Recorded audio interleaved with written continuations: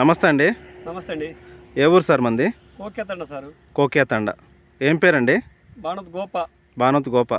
ఏం వెరైటీ వేశారు ఈ సంవత్సరం? స్వర్ణ. స్వర్ణ వెరైటీ వేశారు. ఎక్కడ తెచ్చారండి ఈ వెరైటీని? ఏనుకూరు సత్యగాయత్రి.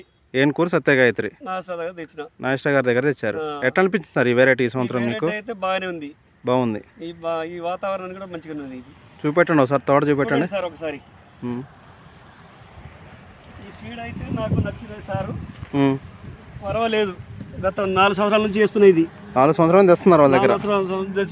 ఈ వెరైటీ ఎన్ని ప్యాకెట్లు ఇచ్చారు? ఈ స్వర్ణ అన్న వెరైటీని ఎన్ని ప్యాకెట్లు అండి? 10 ప్యాకెట్లు ఇచ్చారు. 10 ప్యాకెట్లు ఇచ్చారు. Cap setting ఎట్టుందండి? సెట్టింగ్ బాగానే ఉంది. డిసెంబర్ 2వ తారీఖే కాప్ పడ్డది. చూడండి కింద ఎంత బారుందో. కింద నుంచి పై దాకా కూడా ఇదే ఒక్కటే బారున్నాయి. కాయ డ్యామేజ్ ఏమైనా ఉందా అండి? కాయ అయితే డ్యామేజ్ అంత లేదు.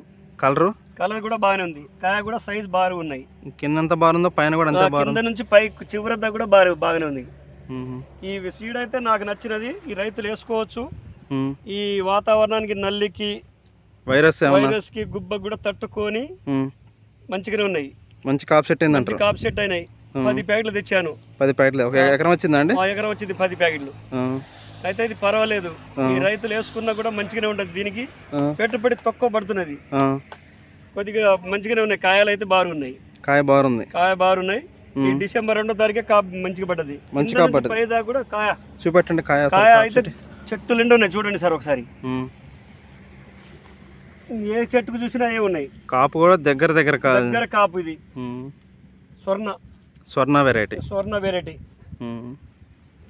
వేసుకోవచ్చా సార్? రైతులు వేసుకోవచ్చు. నేను రైతునే. మనం మోసం చేయాల్సిన అవసరం లేదు. రైతుకి రైతే చెప్పాలన్నట్టుగా. ఏ రైతు వేసుకున్నా పర్వాలేదు. ఈ సీడ్ అయితే మంచిగా ఉంది. సరే సార్, థ్యాంక్ యూ. సరే, ఓకే సార్, థ్యాంక్ యూ.